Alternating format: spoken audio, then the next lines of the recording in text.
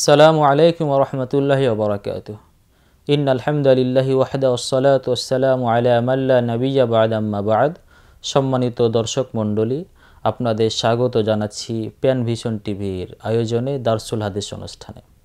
আজকে আমরা এই অনুষ্ঠানে একটি সুন্দর হাদিস শুনব। চলুন আমরা প্রথমে হাদিসটি শুনে নিই। আন আবি হুরায়রা রাদিয়াল্লাহু তাআলা আনহু قال قال رسول الله صلى الله عليه وسلم حق المسلم على المسلم ست قيل وما هن يا رسول الله صلى الله عليه وسلم قال إذا لقيته فسلم عليه وإذا دعاك فأجبه وإذا استنصحك فانصح له وإذا عطس فحمد الله فشمته وإذا مرض فعده وإذا مات فاتبعه। বিখ্যাত সাহাবী আবু হুরায়রা রাদিয়াল্লাহু তাআলা আনহু তিনি বলছেন যে রাসূলুল্লাহ সাল্লাল্লাহু আলাইহি ওয়াসাল্লাম বলেছেন, একজন মুসলিমের আরেকজন মুসলিমের উপরে 6টি অধিকার রয়েছে। বলা হলো, হে আল্লাহ রাসূল সাল্লাল্লাহু আলাইহি ওয়াসাল্লাম, সেই 6টি অধিকার কি? রাসূল সাল্লাল্লাহু আলাইহি ওয়াসাল্লাম বললেন, যখন তুমি কোনো মুসলিম ভাইয়ের সাথে সাক্ষাৎ করবে তখন তাকে সালাম দিবে। যখন দ্বিতীয় অধিকার, যখন সে তোমাকে দাওয়াত দিবে তখন তার দাওয়াত কবুল করবে। তৃতীয় অধিকার হলো, যখন সে তোমার কাছে কোনো বিষয়ে পরামর্শ চাইবে তখন তুমি তাকে ভালো পরামর্শ দিবে। চতুর্থ অধিকার হলো, যখন সে হাসি দিবে, এরপরে হাসি দেওয়ার পর আলহামদুলিল্লাহ পড়বে, তখন তুমি তার জবাবে আরহামুকাল্লাহ বলো। পঞ্চম অধিকার হচ্ছে, যখন সে অসুস্থ হবে তখন তাকে দেখতে যাও। ষষ্ঠ অধিকার হলো, যখন সে মারা যাবে তখন তার জানাজায় অংশগ্রহণ করো। তো এটা একটি চমৎকার হাদিস। এই হাদিসে আমাদেরকে স্মরণ করিয়ে দেওয়া হচ্ছে যে আমরা কোন কাজগুলো করলে আমাদের মুসলিম সমাজের ভিতরে ভ্রাতৃত্ববোধ থাকবে, মুসলিম সমাজের ভিতরে একজন আরেকজনের প্রতি ভালোবাসা তৈরি হবে এবং মুসলিম সমাজ একটা অঙ্গের মতো থাকবে, যেই কাজগুলো আমরা সম্পাদন করলে সেই কাজগুলো এই হাদিসে বলা হচ্ছে। তো প্রথম কাজ রাসূল সাল্লাল্লাহু আলাইহি ওয়াসাল্লাম বললেন যে যখন সাক্ষাৎ হবে তখন তাকে সালাম দিবে। আলহামদুলিল্লাহ, ইসলাম একটি সুন্দর ধর্ম। এই সালামের তাৎপর্য কিন্তু অনেক।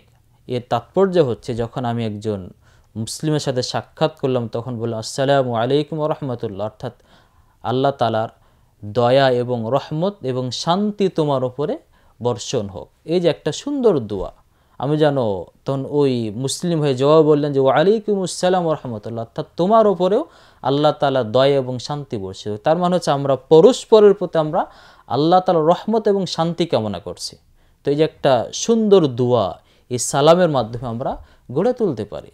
এছাড়া রাসূল সাল্লাল্লাহু আলাইহি ওয়াসাল্লাম বলেছেন যে আমি তোমাদেরকে একটা কথা বলছি, একটা আমলের কথা বলছি, যে যেই আমলটা যদি তোমরা করো তবে তোমাদের ভিতরে একটা ভ্রাতৃত্ববোধ তৈরি হবে, সেটা হচ্ছে সালাম বিনিময় করা। তো সালামের অনেক উপকার আছে, অনেক ফায়দা আছে, অনেক কল্যাণ আছে। তো আমরা যদি এই সালামের প্রচলন ঘটাই তবে আমাদের পরস্পরের ভিতরে একটা ভ্রাতৃত্ববোধ তৈরি হবে। দ্বিতীয় অধিকারের কথা রাসূল সাল্লাল্লাহু আলাইহি ওয়াসাল্লাম বলেছেন যে যখন তোমাকে দাওয়াত দিবে তখন তার দাওয়াত কবুল কর। অর্থাৎ কেউ কোনো অনুষ্ঠানে আমাকে আপনাকে দাওয়াত দিল, তো সেই দাওয়াত আমাকে আপনাকে কবুল করতে হবে, সেই দাওয়াতে সাড়া দিতে হবে। বিশেষ করে যদি অলিমার অনুষ্ঠান হয় সেক্ষেত্রে এই দাওয়াত কিন্তু আরও বেশি অধিকার আরও বেশি জোরালো, সেই দাওয়াত কবুল করা আরও বেশি শক্তিশালী হয়ে যায়। এবং অন্যান্য দাওয়াত, যে কোনো অনুষ্ঠানে দাওয়াত দেওয়া হোক না কেন, সেই দাওয়াত কবুল করা কিন্তু অপর মুসলিম ভাইয়ের অধিকার আমার ওপর এবং আপনার ওপরে। তো অনেক সময় আমরা দেখা যায় যে কেউ আমাকে দাওয়াত দিল, আমি বিনা কারণে সে দাওয়াত কবুল করলাম, এটা কিন্তু আসলে আদৌ উচিত না। আমাকে সেই দাওয়াত কবুল করা উচিত। তৃতীয় অধিকার রাসূল সাল্লাল্লাহু আলাইহি ওয়াসাল্লাম বললেন, যখন তোমার কাছে কেউ কোনো পরামর্শ চাইবে তখন তাকে উত্তম পরামর্শ দিতে হবে। এটা আমাদের অত্যন্ত একটা গুরুত্বপূর্ণ বিষয় আমাদের জন্য, যে কোনো মুসলিম ভাই কোনো বিষয় আমার কাছে পরামর্শ চাইতে আসলো, হয়তো কোনো একটা জিনিস কিনবে, অথবা কেউ ধরেন কারো সাথে কারো একটা বিয়ের অনুষ্ঠান করতে যাচ্ছে, বিবাহ আকদের অনুষ্ঠান করতে যাচ্ছে। তো মোট কথা যে কোনো বিষয় হোক না কেন, যদি কেউ আমার কাছে বা আপনার কাছে পরামর্শ চাই তবে তাকে ভালো পরামর্শ দেওয়া ওয়াজিব, আবশ্যক। তো বিশেষ করে আমাদের সমাজে দেখতে পাই যে কেউ যখন কারো কাছে পরামর্শ চাই তখন তাকে ভুলের দিকে আমরা ঠেলে দেই, তাকে আমরা ক্ষতির দিকে ঠেলে, এটা কিন্তু আদৌ ঠিক না, এটা গুনহার কাজ। এমনকি হাদিস থেকে বোঝা যায় যে শত্রু, আমার আপনার যে শত্রু, এই শত্রুও যদি আমার কাছে কোনো পরামর্শ চাই, তবে তার অধিকার হচ্ছে বা আমার উপর আবশ্যক হচ্ছে যে অন্যান্য ক্ষেত্রে আমার শত্রুতা থাকলেও এই উপদেশ দেওয়ার সময় তার সাথে কোনো খারাপ পরামর্শ দেওয়া যাবে না। যদি খারাপ পরামর্শ দেওয়া হয় তবে এটা গুনহার কাজ হবে, এবং এটা বড় একটা গুনহার কাজ হবে, এবং তার যে অধিকার, বান্দার যে অধিকার, এই অধিকার আমি নষ্ট করে ফেলব। তো এই জন্য যদি শত্রু যদি আমার কাছে পরামর্শ চাই, তবে সেই সময়তে আমাকে কিন্তু উত্তম ও কল্যাণকর পরামর্শ দিতে হবে। এবং হাদিসে বলা হয়েছে, অন্য একটা হাদিসে, যে যখন তুমি পরামর্শ দিবে এবং যখন তোমার কাছে কেউ পরামর্শ চাইবে, তখন সেটা গোপন রাখা তোমার উপর তার অধিকার। তার মানে হচ্ছে আমি যে পরামর্শ দিলাম, সেই পরামর্শ অবশ্যই আমাকে গোপন রাখতে হবে। যদি এটা গোপন রাখার জিনিস, এটা প্রকাশ করাও যাবে না। তো তাহলে রাসূল সাল্লাল্লাহু আলাইহি ওয়াসাল্লাম তৃতীয় অধিকারের কথা বললেন, যখন তোমার কাছে কেউ কোনো বিষয়ে পরামর্শ চাইবে, তখন তাকে ভালো পরামর্শ দিতে হবে। চতুর্থ অধিকার হচ্ছে যে কেউ যখন হাসি দিবে এবং হাসিদাতা যখন আলহামদুলিল্লাহ বলবে, তখন তার জবাবে ইয়ারহামুকাল্লাহ বলা। এটাও একটা গুরুত্বপূর্ণ আমল আমাদের সমাজে, এটা অনেক জায়গায় প্রচলন আছে, এবং এই প্রচলন গড়ে তোলা উচিত এবং এটা কর্তব্য। অর্থাৎ যখন কেউ হাসি দেওয়ার পর আলহামদুলিল্লাহ বলে, তখন কেউ যদি শুনে আলহামদুলিল্লাহ বলা, তবে তার জবাবে ইয়ারহামুকাল্লাহ বলাটা ওই বান্দার আমার ওপর অধিকার। এবং এটা একটা দোয়া, এটা একটা দোয়া। যখন কথার কথা কেউ আলহামদুলিল্লাহ বললো, তার মানে হচ্ছে সে আল্লাহ তাআলার প্রশংসা করলো। এবং যখন আপনি বললেন ইয়ারহামুকাল্লাহ, তখন আপনি তার উপরে দোয়া করলেন, তার জন্য দোয়া করলেন যেন আল্লাহ তাআলা তোমার উপর দয়া করে। তো হাসিদাতা এর জবাব আবার বলবে যে ইহদিকুমুল্লাহ ওয়া ইসলিহ বালাকুম, অর্থাৎ আল্লাহ তাআলা তোমাকে হেদায়েত দেখ এবং তোমার সকল বিষয় কল্যাণকর করে দিক। তাহলে এখানে একটা পরস্পরের ভিতরে আমরা কিন্তু কি দোয়া করছি। তো এটা একটা সুন্দর সিস্টেম, যে এই যে একটা ইসলামের যে বিধানগুলো আছে, আমরা এগুলো যদি মেনে চলি, তা আমরা দেখি যে অনেক জায়গায় ছোট ছোট বিষয় আমরা পরস্পরের প্রতি আমরা আল্লাহর দয়া কামনা করি, আল্লাহর রহমত কামনা করি, আল্লাহর শান্তি কামনা করি। তো তার মানে হচ্ছে যখন আমি এই যে হাসি দাতার ক্ষেত্রে যে রাসূল সাল্লাল্লাহু আলাইহি ওয়াসাল্লাম যে পদ্ধতির কথা বললেন, এই পদ্ধতি যদি আমরা মেনে চলি, তখন আমরা পরস্পরের প্রতি আমরা শান্তি কামনা করলাম, পরস্পরের প্রতি আমরা কল্যাণ কামনা করলাম, পরস্পরের জন্য আমরা আল্লাহ তাআলা দয়া কামনা করলাম। এই জন্য আমরা দেখতে পাই যে সালাফগণের ভিতরে এই হাসির জবাব দেওয়ার ক্ষেত্রে তাদের ভিতরে একটা প্রতিযোগিতা হতো। যেমন অনেক সালাফ থেকে পাওয়া যায়, আমাদের যারা পূর্বসূরি ছিলেন তাদের থেকে পাওয়া যায় এমন, যে দেখা গেছে যে কেউ নদীর ওপারে হাসি দিয়েছে এবং আলহামদুলিল্লাহ বলেছে, তো আরেকজন এই হাসির জবাব দেওয়ার জন্য তারা ওই নৌকাতে করে তার সেখানে ওই ওপারে গিয়ে তারা বলেছে ইয়ারহামুকাল্লাহ। কারণ তার এটা আশা যে আমি যখন ইয়ারহামুকাল্লাহ বলবো, তখন সে আবার জবাব দিবে যে ইহদিকুমুল্লাহ ওয়া ইসলিহ বালাকুম, অর্থাৎ আল্লাহ তোমাকে হিদায়াত দিক এবং তোমার সকল বিষয়গুলো কল্যাণকর করে দিক। এই যে পরস্পরের দোয়া পাওয়ার জন্য তারা এমন প্রতিযোগিতা করতেন। এই হলো আমাদের চতুর্থ অধিকার।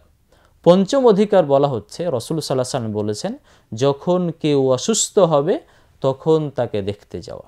এটা একটা গুরুত্বপূর্ণ আমল এবং এটা অত্যন্ত ফজিলতপূর্ণ আমল। রাসূল সাল্লাল্লাহু আলাইহি ওয়াসাল্লাম অন্য একটা হাদিসে বলেছেন, যখন কেউ একজন মুসলিম ভাইকে দেখতে যায়, তখন ফেরেশতারা তার জন্য দোয়া করতে থাকে এবং বলতে থাকে যে তুমি তোমার জায়গা জান্নাতে নির্ধারণ করে নিয়েছো। সুবহানাল্লাহ।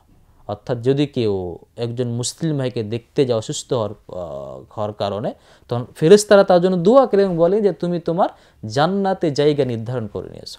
এবং এর মাধ্যমে দেখা যায় যে অসুস্থ ব্যক্তি সে বেডে শুয়ে আছে, সে কোথাও যেতে পারছে না, তার ভিতরে তার একটা ভালো সময় যায় না, সে চায় যে আমাকে কেউ দেখতে আসুক, আমার সাথে কথাবার্তা বলুক, সে এটা মানুষ থেকে এটা একটা চাই, একটা তার কামনা হয়, প্রত্যাশা হয়।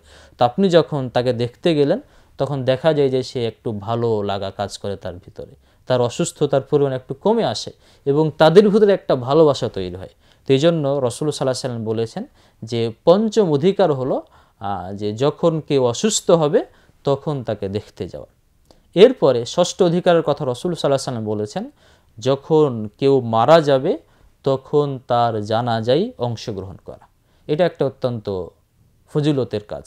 রাসূল সাল্লাল্লাহু আলাইহি ওয়াসাল্লাম অন্য একটা হাদিসে বলেছেন যে এই জানাজায় অংশগ্রহণ করার মাধ্যমে 3 কেরাত নেকি অর্জন করা সম্ভব। কীভাবে? অর্থাৎ রাসূল সাল্লাল্লাহু আলাইহি ওয়াসাল্লাম বলেছেন, যখন এই লাশকে ওই গোরস্থানের দিকে নিয়ে যাওয়া হবে, কবরস্থানের দিকে যখন নিয়ে যাওয়া হবে, তো ওই লাশের সাথে সাথে যখন কেউ যাবে তখন ওই ব্যক্তির জন্য 1 কেরাত নেকি লিখে দেওয়া হয়। দ্বিতীয় হচ্ছে, যখন তার জানাজায় সালাতে অংশগ্রহণ করে তখন তার জন্য আর 1 কেরাত নেকি লিখে দেওয়া হয়। এরপরে যখন মানে তাকে ওই কবরে যখন মানে কবর দেওয়া হবে, যখন লাশ দাফন করা হবে, ওই দাফনের কাজে যখন সে অংশগ্রহণ করবে তখন তার জন্য আর 1 কেরাত নেকি লিখে দেয়। তার মানে যে 3 কেরাত, অর্থাৎ এই যে জানাজে যদি কেউ অংশগ্রহণ করে তবে এভাবে আমরা 3 কেরাত নেকি অর্জন করতে পারবো। আর রাসূল সাল্লাল্লাহু আলাইহি ওয়াসাল্লাম বলেছেন যে 1 কেরাত সমান নেকি হলো উহুদ পাহাড়ের সমান। চিন্তা করুন, সুবহানাল্লাহ। তো রাসূল সাল্লাল্লাহু আলাইহি ওয়াসাল্লাম বলেছেন যে একজন মুসলিম যখন মারা যায়, মারা যাওয়ার পরেও অন্য মুসলিম ভাইয়ের উপরে তার আরেকটা অধিকার থাকে, সেটা হচ্ছে তার জানাজে অংশগ্রহণ করা।